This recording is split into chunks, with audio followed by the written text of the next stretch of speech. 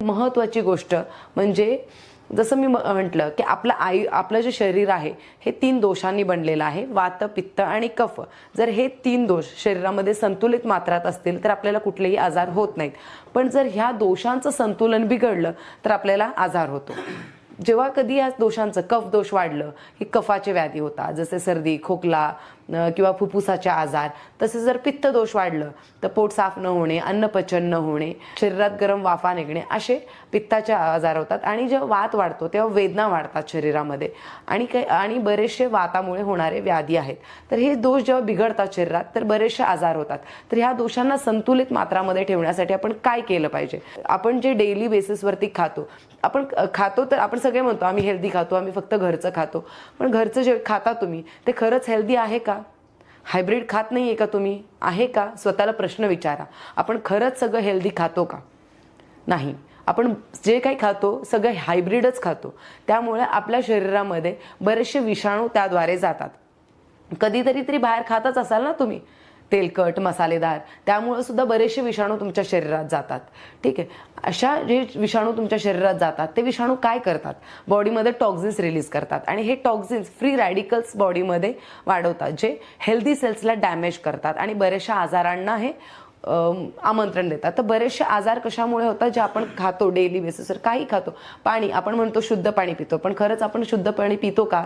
किंवा मिनरलयुक्त पाणी पितो का? आपण जे आरो वॉटर पितो त्याच्यामधनं मिनरल्स आपल्या बॉडीला जातात का? नाही. आरोमधनं ते सगळं फिल्टर होऊन जातं. तर असं आपण शुद्ध जे म्हणतो किंवा हेल्दी जे म्हणतो तेवढं आपल्याला हेल्दी गोष्टी आपल्याला मिळत नाही किंवा न्यूट्रिशस मिळत नाही. आपण हेल्दी खात असू पण न्यूट्रिशस खात नाही, कारण आपल्या खाण्यामधलं न्यूट्रिशन जे आहे ते आता निघून गेलेलं आहे. या पेस्टिसाइड्स, फर्टिलायझर्स जे त्याच्यावर फवारले जातात त्याच्यामुळे जे न्यूट्रिशन आहे ते सगळं निघून गेलेलं असतं त्या खाद्यपदार्थातून, फळातून, त्या धान्यातून किंवा त्या भाज्यातून. त्यामुळे हे न्यूट्रिशन आपल्या बॉडीला मिळत नाही. तर न्यूट्रिशन मिळण्यासाठी आपण काय केलं पाहिजे? न्यूट्रिशन प्रोडक्ट्स तर घेतलेच पाहिजे, पण त्याचबरोबर दोषास पण बिघडतात. जेव्हा न्यूट्रिशन बॉडीमध्ये जात नाही तेव्हा आपल्या शरीरातले दोष बिघडतात. आणि दोषासला संतुलित मात्रात ठेवण्यासाठी आपण डेली, आपण जर निरोगी असेल तरीही अकाई सोना घेतलं पाहिजे आणि जे आजारी आहेत त्यांनी सुद्धा अकाई सोना घेतलं पाहिजे. निरोग्यांनी का घेतलं पाहिजे? तर हेल्थ मेंटेन करण्यासाठी. जसं इथे आपण चित्रात बघितलेलं आहे, आपण दिवसभर काम करून थकून जातो किंवा बऱ्याच वेळेला काय होतं की थोडंसं काम केलं की थकवा येतो, काम करायला उत्साह नसतो. हे सगळं काय होतं की बॉडीमध्ये टॉक्झिन्स खूप जास्त प्रमाणात झाल्यामुळे होतं.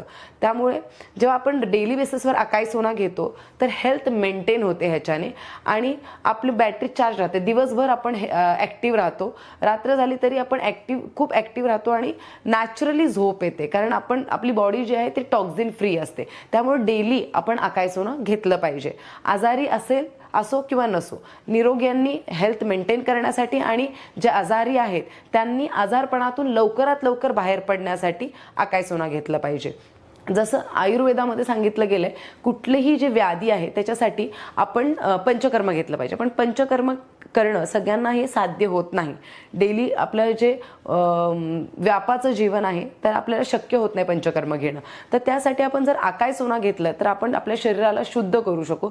जेव्हा आपलं शरीर शुद्ध होतं, टॉक्झिन्स मुक्त होतो, त्यावेळेला आपल्या शरीरावरती औषधांचा इफेक्ट जो आहे तो लवकरात लवकर होतो. आपण नेहमी म्हणतो आयुर्वेदाचे औषधं जे आहेत उशिरा इफेक्ट होतात, आयुर्वेद खूप स्लो आहे, आयुर्वेदाचा असर लवकर होत नाही, त्यामुळे आपण आयुर्वेदिक औषधांना टाळतो घ्यायला.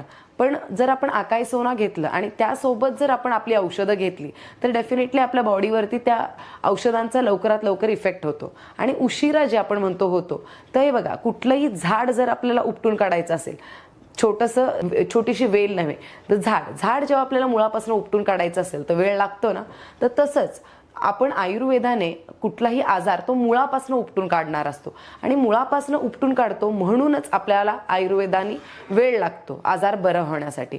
ॲलोपॅथीसारखं आपण वरवरून ट्रीटमेंट करत नाही, आपण मुळापासून आजार बरा करतो म्हणून वेळ लागतो. पण जर आपण अकाई सोना घेतलं त्यासोबत तर थोडा वेळ कमी लागतो. ॲलोपॅथी एवढं फास्ट नाही होत, पण तरी आयुर्वेदिक औषधांचा सुद्धा इफेक्ट लवकर होतो. म्हणजे आठवड्याभरात तुम्हाला थोडं रिकव्हरी स्टार्ट होते तुमची. ठीक आहे. त्यामुळे अकाई सोना रेग्युलरली घेतलं पाहिजे.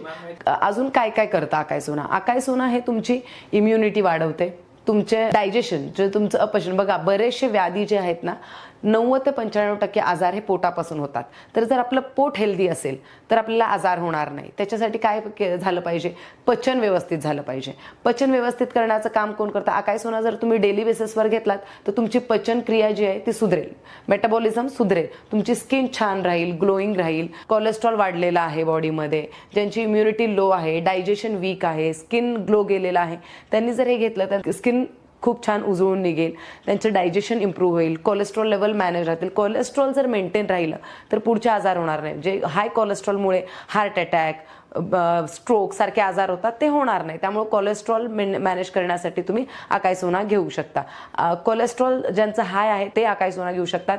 त्याच्या व्यतिरिक्त ज्यांना हृदयविकार ऑलरेडी आहे ते अकाई सोना घेऊ शकतात. ज्यांना ऑलरेडी पॅरालायसिस झालेला आहे ते सुद्धा अकाई सोना रेग्युलर बेसिसवरती घेऊ शकता. अकाई सोना कसं घ्यायचं, ऍक्च्युली अकाई सोना हे अनुषपोटी घेतलं पाहिजे. जसं मी सांगितलं, अकाई सोना हे अँटीऑक्सिडंट आहे, हे शरीरातले दोषाजला संतुलित करतं आणि जे अति प्रमाणात झालेले दोष असतात किंवा जे विषाणू असतात ते शरीरातनं बाहेर काढतात. म्हणजे हे डिटॉक्सिफाईंग काम करतं. जे डिटॉक्सिफाईंग एजंट असतात ते सकाळीच घेतले पाहिजे अनुषपोटी.